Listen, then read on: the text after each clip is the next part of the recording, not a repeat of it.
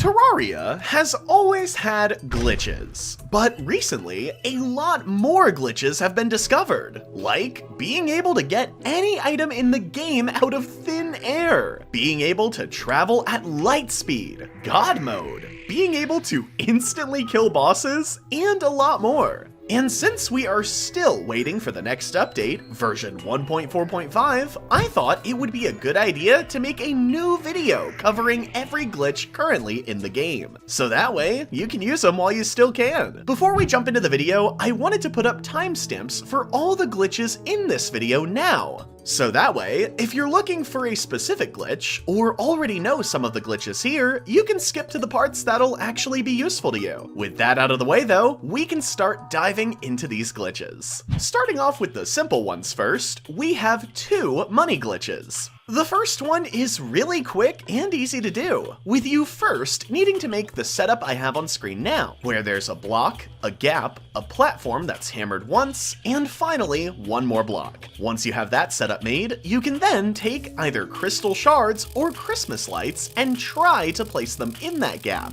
which will just duplicate it instead of actually placing it. So if you hold down the button to place it, then it will rapidly start duplicating them, which you can go sell afterwards. The second duplication glitch takes a little more work and progression into Terraria to be able to do, but it can end up paying more.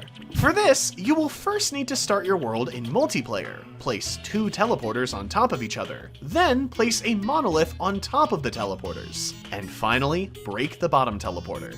Now, each time you try and turn the monolith on or off, it'll duplicate. And just like the crystal shard glitch, it's real easy to quickly get a full stack that you can sell for a ton of money. Getting money is helpful and all, but being able to duplicate items is better, which is where the next glitch comes in at. The chest duplication glitch will allow you to duplicate any item you want by messing with the save feature in Terraria. Before we get into this one though, you do need to know that it can corrupt your world and or player file. So it's best to either just duplicate your world file, or if that's not an option, make a new world and player to do this glitch on. Now that that's out of the way, the first thing you'll want to do is make sure you turn off autosave and find a chest. Place the items you want to duplicate in the chest, and then exit and save out of the world. After you are back to the main menu, go back into your world, take out the items you put into the chest,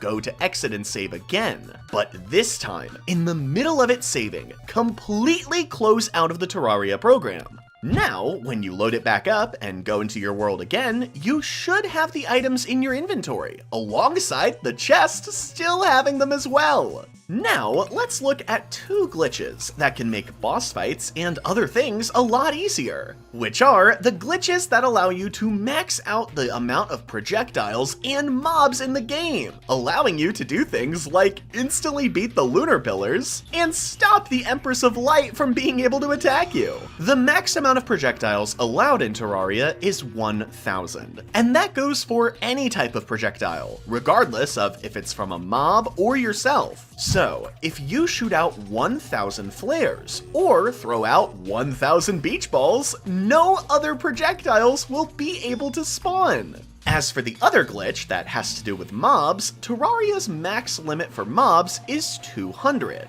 And normally, statues have a limit of 3 mobs at one time. But there are 3 statues that ignore this rule during a blood moon, allowing us to reach that mob limit. You will need either a goldfish, bunny, or penguin statue that's hooked up to a timer, and then turn on the timer during a blood moon, which you can start using a bloody tear if you don't want to wait for a natural one. This will make the animals spawned from the statues turn into their blood moon counterparts, which bypasses the statue limit, since it's technically not the normal animal that the statue spawned. So you can sit back and wait while it quickly fills up the mob limit. Once it's full, if you want to spawn in a boss, all you have to do is turn off the timer, kill one of the mobs, leaving one mob slot open, and then spawn in whatever you want. For the next glitch, let's cover the one that has been turned into its own feature at this point, which is Hoiks. Hoiks are made by placing a platform, hammering it to steps, placing a block right after the platform that hammered to this, and then another hammered block every other tile. Once you have a few placed, if you go back to the platform and walk through it while holding down the direction your blocks are placed, you will quickly shoot through the blocks you've placed. This allows you to do things like making a Hoik that goes across your entire world for travel, using it in boss setups to get away quicker, and even using it to get into the jungle temple as soon as you find it, by hoiking straight through the door. It's hard to fully explain everything Hoiks are able to do without spending 90% of this video on it, but you can make some incredibly complex setups with them, so if you're interested, then I suggest watching Sorbet Cafe's videos on Hoiks, which dive into the more complex side of all of it. The next glitch is only for Queen Bee, and requires a chest statue that may be hard to find at the time you need to fight Queen Bee. So if you want to skip to the next glitch, where I cover how to get any item you want, then you can go to the timestamp I have on screen now.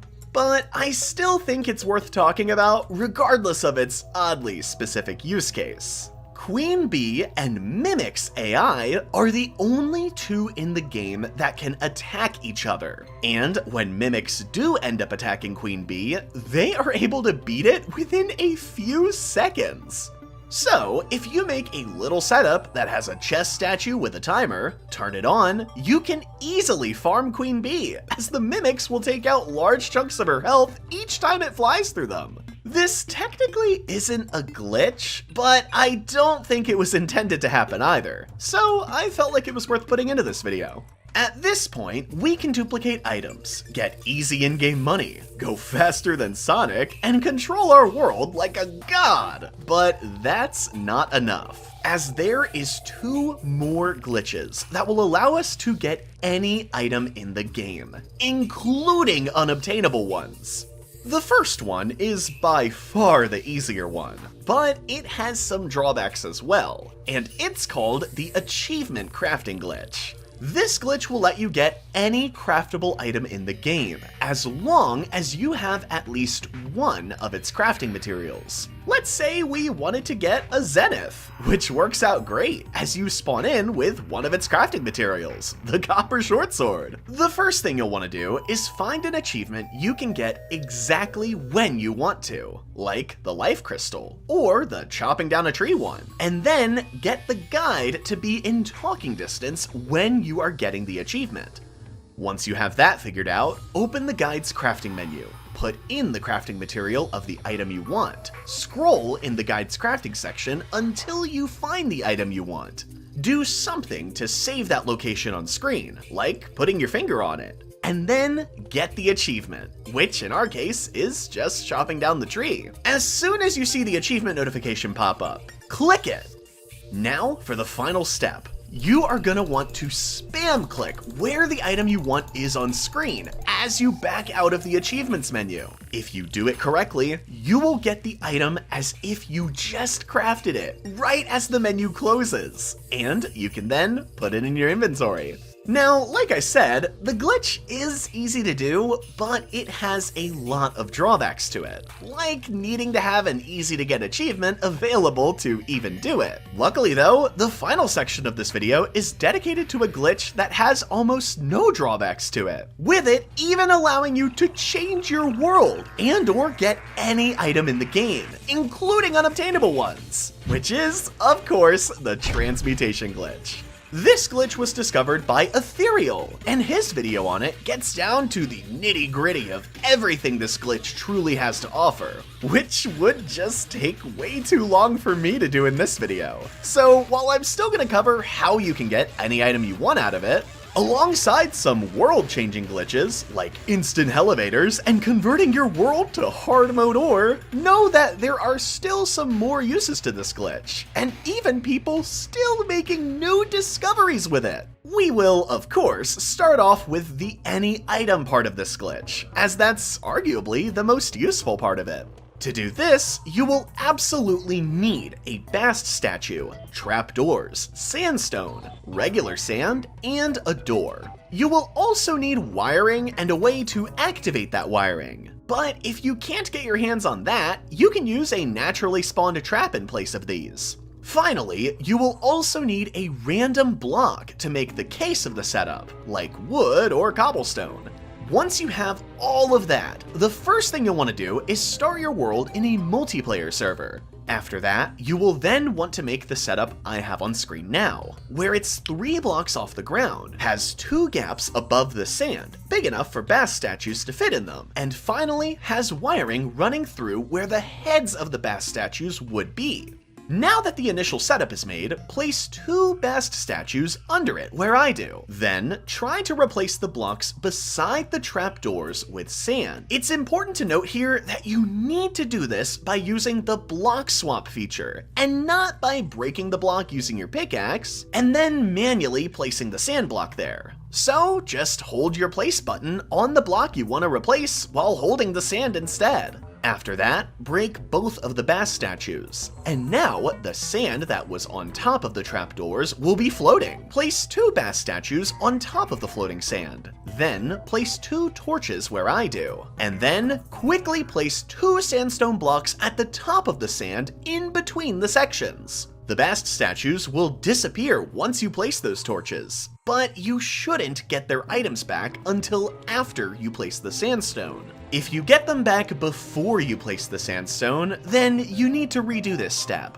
And finally, for the last step, you will add this section with a door onto your setup. Exit and save out of your world, and then wait about a minute or so before going back into your world, just to make sure everything fully saves. At this point, you have the transmutation glitch made, so let's start looking at what you can do with it. As for the ability to get any item, you can use doors to accomplish this for the most part. Each door will have a dedicated set of items that it can give you, based on how the door and item sprite sheets are set up in the code. And luckily, we can use the spreadsheet I have on screen now to easily see what each door can give us. For this example, let's just say I wanted the Zenith. So, I would need to get a steampunk door. Once you have it placed into your transmutation setup, open it, turn on your wiring, and you should see the top left corner of the door glitch out, while also showing a different item when you hover over it. If you close the door, turn the wiring off, and then do it over again, your door will go completely invisible, but it will show another item again. At this point, if you break the block under the door will be destroyed, and it will drop whatever item you saw while hovering over it. This is how you cycle through items on that spreadsheet. So, for the Zenith, we would want to do this door part using the steampunk door 115 times, until it turns into the Zenith. Which may seem like a lot, but it really just depends on the item, as things like the Terra Blade can be obtained by only doing the door part 3 times on a wooden door. If you're worried about how you can get your hands on specific doors, almost every block in the game can be obtained by getting something through this glitch, and then throwing it into Shimmer to get its crafting materials, which is how I am able to get endgame items right at the start of my only glitch playthroughs. You can also take this a step further, using campfires and lamps to avoid having to use specific doors. But that setup is a little bit more complicated to make. So in an attempt to not confuse you guys, alongside the fact it would make this video 10 times longer, I'm not gonna cover it here. But if you are interested, then I highly suggest watching Ethereal's video on it, which I'll have linked in the description. Now, like I mentioned, this glitch doesn't just allow you to get any item you want, as it also lets you break your world pretty easily, starting with instant elevators. Just like it sounds, this makes an instant hole straight down to the very bottom of the world, clearing every single block in its path. To do this, you will need to start your world in multiplayer, then make the setup I have on screen now. Once it's built, block swap the block to the left of the trapdoor with sand, and quickly place a piece of sandstone where I do. If you did that step correctly, then you should get the bass statue item back, and then you can turn the setup into this, which should make a particle effect each time the switch is turned on or off. Now, make sure the switch is turned off, which is when it's looking down. Place a campfire where I do, and then turn the switch off and on 3 times. Now you'll want to change the setup to this, where you have an open door, sloped conveyor belts, a new switch, and some new wire that isn't the same color as the wire at the top of the setup. Now, if you click the switch 2 times, the door will glitch out, leaving a small frame called a block hole. If you connect the block hole with the switch you just placed, and then click it 1 more time, it will instantly start drilling below it, until it eventually hits the very bottom of the world. It won't always show that every block is being deleted right away, because of the multiplayer part. So, if you either wait a while, or just open up the world in single player, then all of the blocks will load in correctly. And for the final transmutation glitch included in this video, we have one that turns your entire world into hard mode ore. Normally, you can only get a certain amount of hard mode ore in the world because of the limited amount of altars in a world, but this glitch allows us to break the same altar over and over again. To do this, you will first need to find an altar you want to use for this, and then we have to make the transmutation setup again. So start by making what I have on screen now, specifically 3 blocks away from the altar. The next step is just like the instant elevator, where you block swap the block on the left of the trapdoor with sand, and then quickly place a piece of sandstone where I do. And if done correctly, you will get the Bast statue back as an item. Now, turn your setup into this. Make sure the switch is turned off. Place a campfire, and then click the switch 3 times, which should make the campfire invisible. After that, the glitch is set up, and now every time you right-click the top right of the invisible campfire, the altar you made near the setup will break, with the only thing in between you and a world full of hard mode ore being how fast you can right-click. Just like a lot of the other glitches in this video though, there are some slight drawbacks with it. For starters, once you close out of the world after doing the glitch, the altar you used in the glitch will finally permanently break and disappear. So it's a one-time per use type of thing. Another issue is that each time you break an altar, wraiths will spawn. But since they can't fly up, you can just clear out the ground below you and avoid this issue entirely. And finally, each time you break an evil biome altar, you only get half of the amount of hard mode ore than you did on the last evil biome altar you broke. So it becomes pretty slow at some point. But you can always use an auto clicker to click faster than humanly possible to avoid this issue. Now, I have one more glitch that I saved till the end, as it gives you God mode. But there's 2 major drawbacks with it. This glitch has to do with these 2 chests, which aren't normal chests like you might think. Firstly, let's cover how you can actually get this chest before explaining everything it does.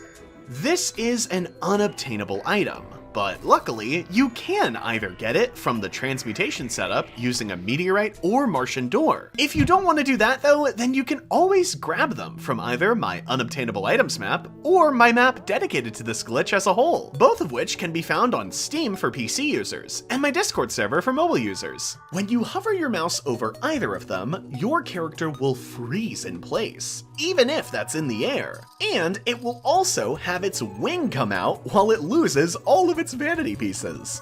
While you're in this weird state, almost all physical attacks can't hurt you, but projectiles and the occasional off attacks can, like Queen Slime Slam. This is pretty great on its own, but if we pair it with the projectile limit glitch I covered earlier in this video, then we can almost eliminate every attack that can hurt us while using the God mode chest. So, you can easily get essentially full-on God mode in this.